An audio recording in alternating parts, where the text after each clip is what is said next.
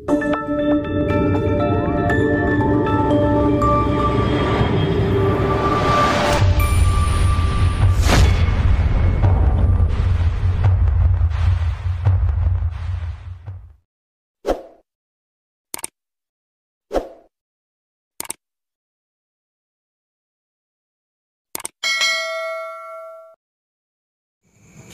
alam ini kan banyak metode-metode alam yang belum kita ketahui, termasuk alam barzah.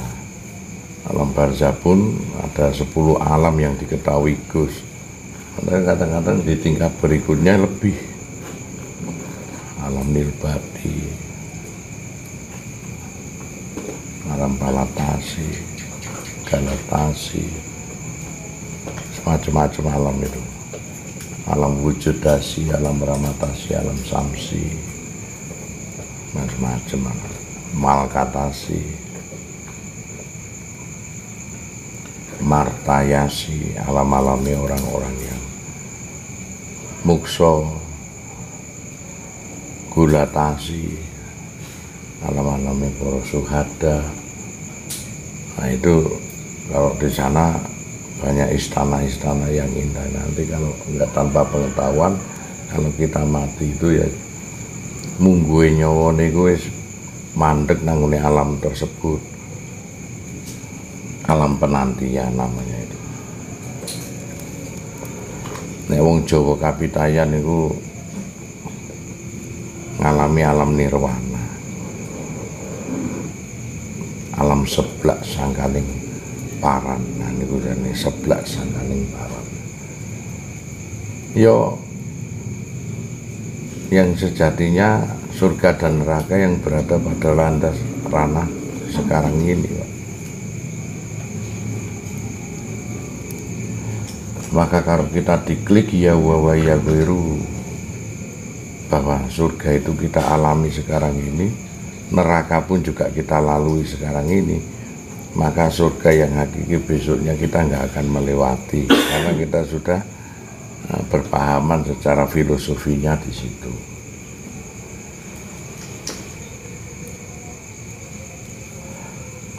Tapi kalau dirimu selagi hidup di dunia tidak bisa bertauhid, bertasawuf, tasawuf niku napa sih ajarane?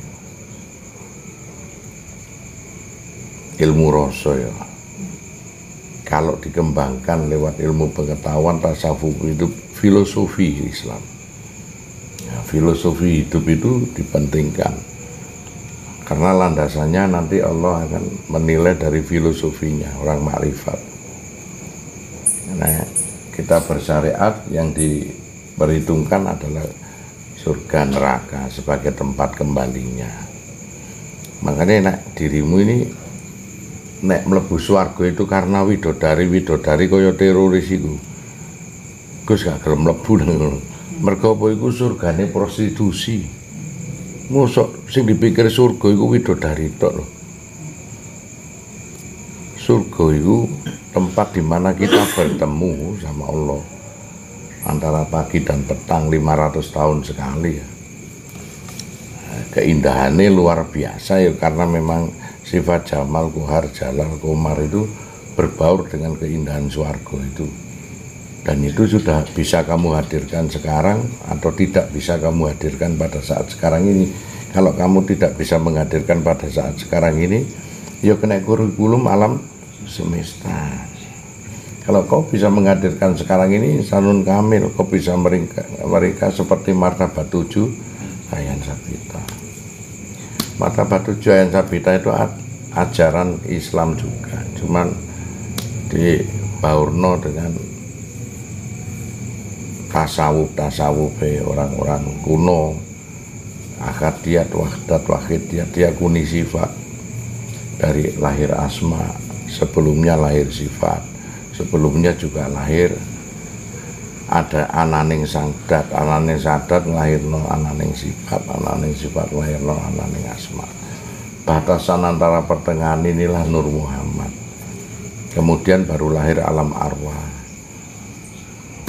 alam mitsal, alam ajasan, baru insanun kamil. Maka disebut martabat 7 Hayyan Sabita, titah kehidupan. ada.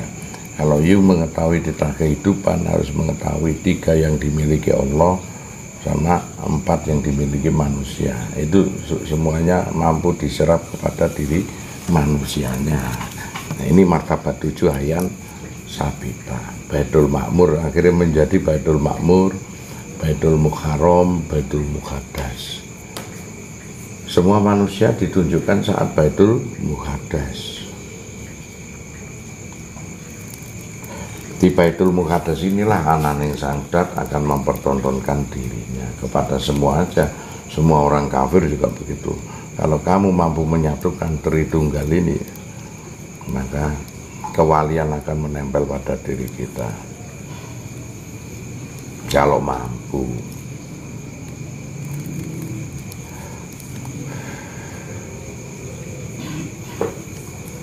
Makanya mempengaruhi semua jiwa itu.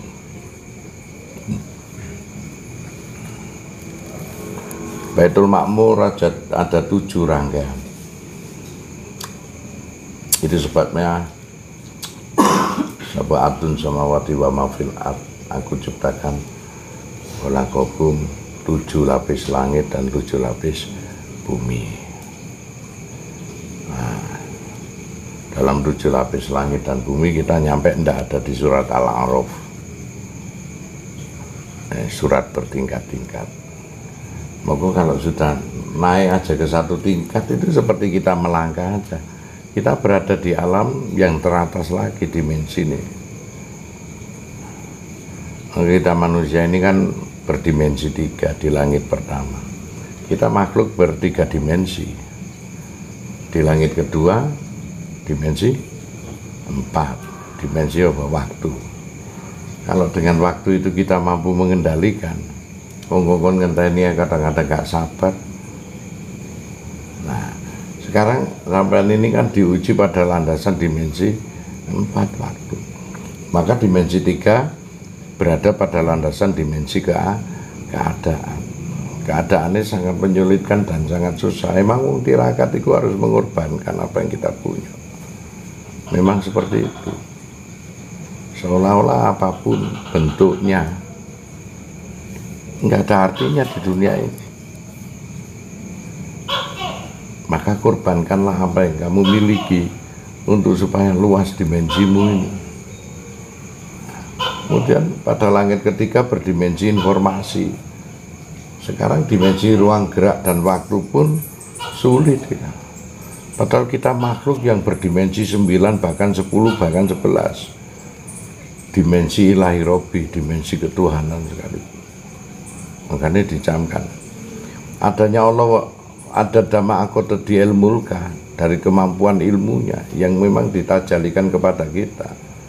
Wa khairu bihi kalamuka, dari kebagusan kalam. Wa nafaqa biyat muka, dari kejernihan hati itu mampu menundukkan dimensi, Pak. Lanjutannya apa? Wa mayakunu li syai'in ayakulalahu kun fayakun. Nanti kun fayakune Allah itu energi kuantum, itu apa namanya, melewati dari batasan energi kuantum itu sendiri. Yang teratas itu sangat sulit. Tapi paling tidak kita bisa melebur dimensi-dimensi itu dalam ruang keadaan kita ini, jagatmu dewi. Apa paham? Kalau sudah paham, kamu menundukkan dimensi yang teratas itu. Paham. Kalau sudah paham, menguasai segalanya. Karena kita paham. Jasadmu dikubur, rohanimu keluar. Nah, keluar rohani ini bentuknya sama persis dengan apa yang kau serap di dalamnya. Jadi opo-opo sing ono nang donya iku sing tok serap-seraku kaweruh. Iku bentuke rohanimu sesuk. Tapi kalau ilmu amalan yang kamu serap itu adalah tingkatan nur, maka jelas rohanimu akan berbentuk nurilahil hati. Bukan nur ma'ani, bukan sekedar nur ilmi lagi, tapi sudah menjadi nur Muhammad dan nurilah. Makanannya apa ya? Makanannya kawruh-kawruh itu. Semakin tua kawruh sing kamu serap, semakin itu pula kamu akan menjadi lelanange manungsone jagat nang alam semesta itu. Nah, kelak kalau kita meninggal, jasad dia kita sudah hancur lebur. Tapi ada yang sisi abadi dari diri kita adalah rohani tersebut. Nah, rohani inilah yang akan membimbing anak cucu kita. Makanya ku anfusikum wa alaikum nar. Jagalah dirimu dan keluargamu dari api neraka. Padahal api neraka besok ngalami ya. Sekarang ini belum. Tetapi kenapa ku anfusikum wa alaikum nar diartikan itu, Pak Sunam? Nek selagi kita masih hidup gini, kalau untuk menjaga anak dan cucu mungkin dalam tahap pengawasan. Tetapi kalau sudah meninggal, you akan berada di jagate anak cucumu. Iku jenenge wong Hindu Buddha itu ngarani reinkarnasi, dejavu kalau orang-orang Perancis. Atau bisa disebut titisan. Nah, di situ bagian bagian dari nganu api neraka itu. Makanya jaga terus, tidak akan mati rohani, akan tumbuh terus, tumbuh semakin lama semakin protek, semakin lama semakin sempurna. Mungkin anda loh Gus Anton sampai mungkin kita seusia ya. Kenapa kok saya jadi guru? Kenapa kalian? Dulunya mungkin di alam-alam bebrayan kita pernah mengenal dengan sebutan nama jagatnya masing-masing. Wallahu a'lam bishawab. Tetapi dikarenakan undur makol wa ila tandur makola, aja didelok sapa sing ngomong, delokon sejatine sapa iku sing ngomong. Maka kemungkinan yang nempelin saya dari leluhur saya ya langkah spiritualitasnya itu sudah tinggi.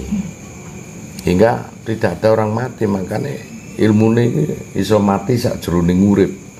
Jadi di dalam kematian tersebut ada kehidupan yang kekal abadi, yaitu kehidupan rohani kita sendiri. Nah, kenapa? Kalaupun orang itu alastu birobiku qalu bala syahidna. Jadi apakah kau kelak mengenal aku? Semua pada menjawab, oh ya, aku akan kenal dirimu. Nah, disitulah yang abadi, bukan jasad rohani, tetapi warongko manjing curiga, curiga minjang manjing warongko. Badan alus sing ngembani badan kasar, atau badan kasar sing ngembani badan alus. Maksudnya begini, kalau penalaran, badan alusmu itu yang menguasai badan kasarmu, atau badan kasarmu yang masih menguasai badan halusmu. Karena sisi jasa dia kita kalau sudah dimakamkan, selesai tugas ibadah, akidah terus. Itu sebabnya di surat Al-Hajj ayat 78, tidak kupersulit dalam beragama. Karena orang beragama cuma ibadah. Dan koneknya ibadah ini hanya gerak, dinamis, bergerak aja. Kalau orang dikatakan bisa tahu itu sholat karena dia mengalami rukuk, sujud, duduk, dan berdiri, amarah sufia luwama mutmainah. Karena orang itu rukuk sujud, maka kita semua menyatakan orang ini sedang beribadah sholat. Itu dinamis, tapi statis. Gerak yang mana kita tidak tahu, Pak. Gerak diam.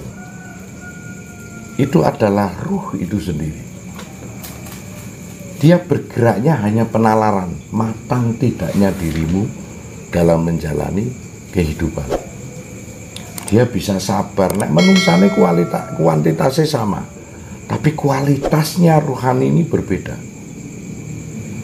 Nah, Allah hanya mampu dikenal lewat statis, diam. Sementara gerakmu hanya diambil potensi budi. Kau berbudi pekerti, kau berakhlak mulia, karena kebiasaan kamu melakukan ibadah sholat. Di surat Al-Hajj ayat 78, coba lihat, tidak kupersulit dalam beragama. Segera kembali kepada agama bapakmu Ibrahim. Tauhid, akidah, bukan ibadah.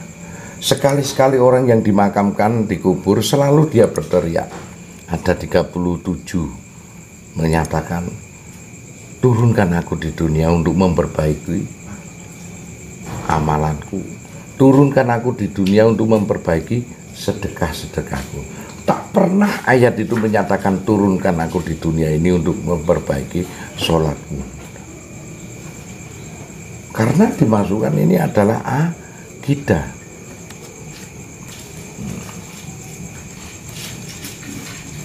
Jadi menyertai Allah itu harus dengan statis. Itu sebabnya di antara sholat mesti ada yang statis, yang disebut tumakninah. Di antara batasan yang hidup, anpas, tanapas, nubus pun juga ada kehidupan yang naik turun dia napas. Ada batasannya yang tumakninah di situ, yang setiap harinya belum tentu orang melakukannya, yaitu tanapas. Batas hidupnya manusia antara eling lan lali, antara statis dan dinamis, yaitu anpas maupun nubus, tengah-tengahnya tanapas. Batasan itu dia akan bertemu dengan Allah Azza wa Jalla, yaitu antara megenge, tarike dan hembuse napas.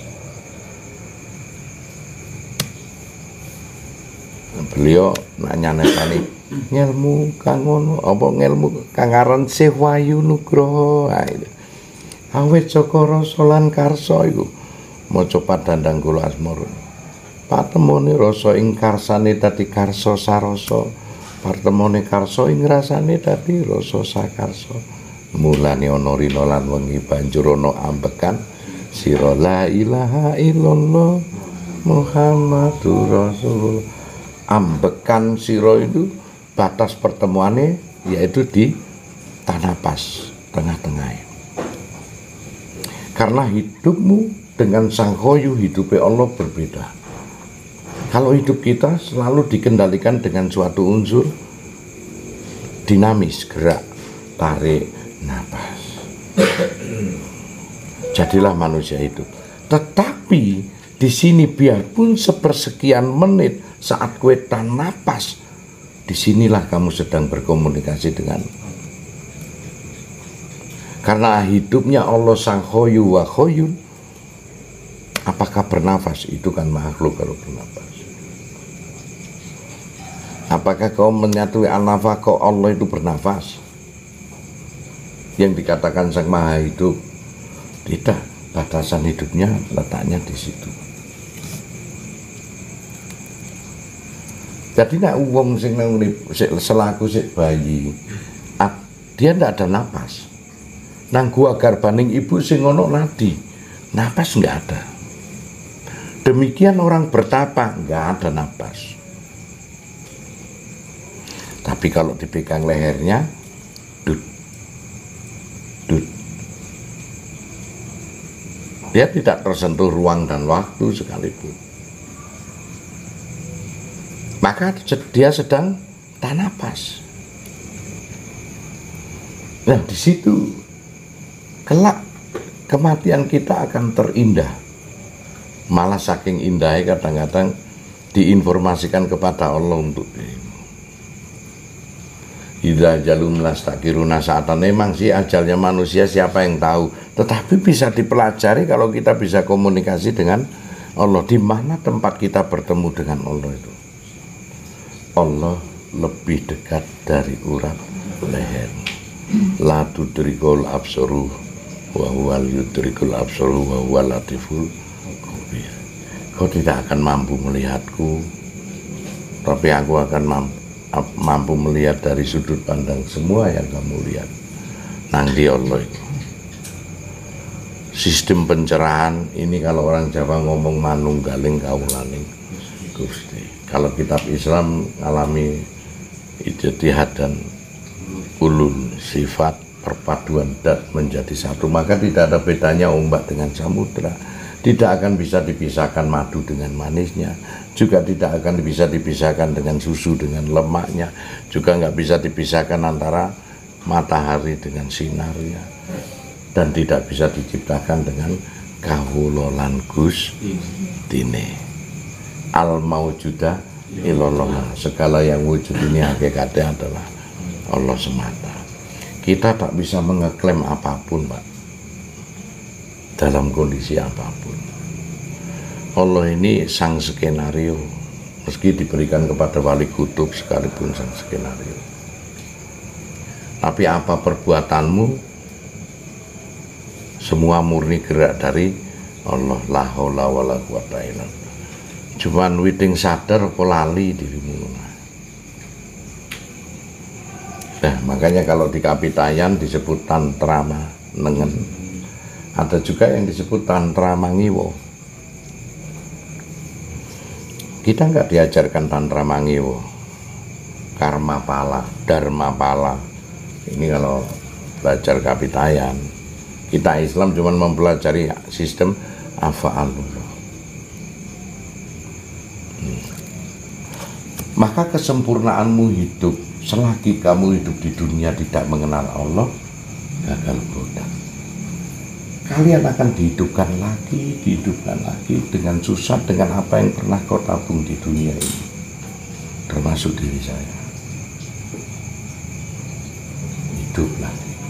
Di surat Al-Baqarah ayat 28. Kamu no enak.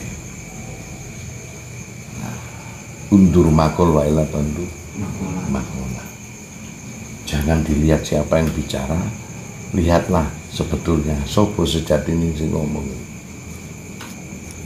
Kalau badan kita mati, tempatnya di kuburan ataupun dibuang di laut, jadi debu ataupun dibiarkan aja, akan dibawa angin, cuma masuk bau bangkainya, ataupun dibakar. Kita nggak bisa lepas dari anasir air, api, tanah, dan angin. Kalaupun dibiarkan akan dibawa oleh angin. Kalaupun dibakar akan dilebur oleh api. Kalaupun dilarung ya akan hanyut ke dalam lautan dasar yang paling dalam. Kita umat Islam disarankan untuk menguburnya lewat luamah. Itulah kita beranasir amaroh, sufiyah, luamah, dan mutmainah. Tapi ada orang yang dilebur lewat cahaya, karena bagian diri kita ada yang beranasir cahaya, nurilah. Maka orang itu bisa mukso, lenyap. Sangat sulit mukso. Setidaknya kamu harus menemukan jodohnya di mana tempat orang yang pernah mukso. Di Mamenang, Sri Aji Joyoboyo, di Gunung Lawu, Sunan Lawu, atau Prabu Kertonegoro, Kertabumi, boleh Sunan Lawu di sana. Kita cari di gunung, di lembah, atau hutan, atau di pantai atau samudra untuk bisa mukso. Tapi pun sifat-sifat kita harus dimuksakan. Sifat kedunian nggak oleh. Sifat ingin merasakan, memiliki harus kamu muksakan. Sifat ingin memiliki, kamu harus berserah diri. Makna Islam yang sebenarnya adalah berserah diri. Tapi kebanyakan orang yang kafah sulit. Orang-orang yang mampu berserah diri itu sangat sulit. Sangat sulit.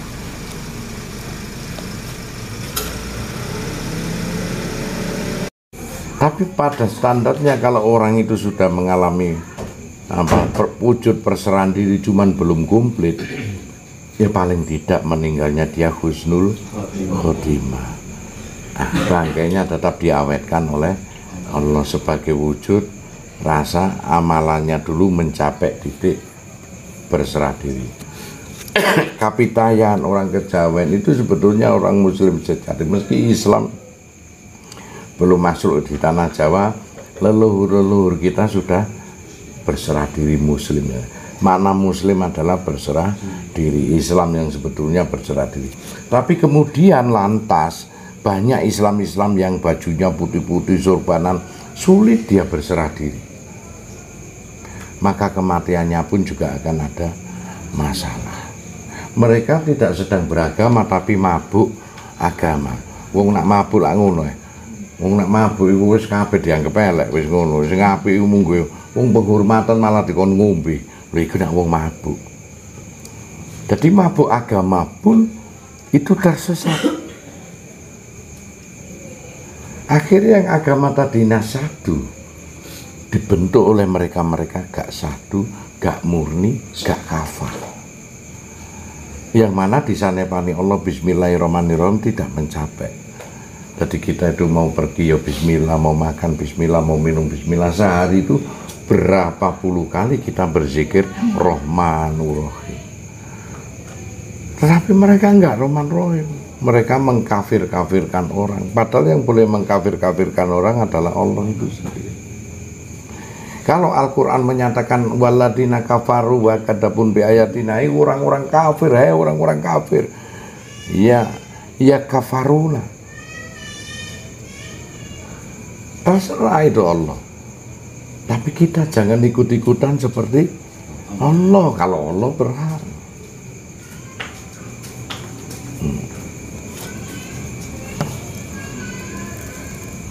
Nah inilah yang gak kafah, hingga kita matinya tersesat. Kita hidup di alam manusia tapi berperilaku binatang. Mestinya kita manusia hidup di alam manusia. Jangan seonggok binatang yang hidup di alam manusia. Kalau binatang itu, hewan itu, ya sudah biarin, karena dia memang seekor hewan yang hidup di alam manusia, maka dikonsumsi untuk manusia.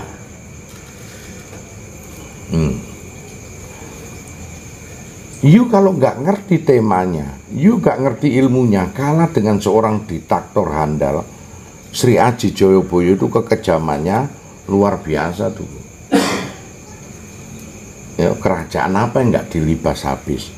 Berapa ribu jiwa yang nggak dibunuh sama Sri Aji Joyoboyo? Demikian Gajah Mada, demikian Prabu Kertabumi, demikian Kertajaya, Fir'aune tanah Jawa itu. Tapi biarpun dia seperti itu, Pak, konteks hidup dia memahami, maka dia bisa berpulang dengan sempurna. Biarpun kau orang baik, tapi kalau ilmu dari konteks hidup dalam sisi beragama maupun bertuhan kau tidak memahami, akan ada masalah dalam kematian. Seorang diktator tunggal yang disebut Sri Aji Joyoboyo, di saat usia 66 tahun dia ambil mahkotanya, dia taruh, diberikan kepada anak turunnya. Kemudian uzlah zuhud, meninggalkan duniawi. 10 tahun kemudian dia lenyap di telan cahaya. Kalah. Seorang Prabu Kertajaya dolime begitu, tapi konteks dia bertuhan cerdas.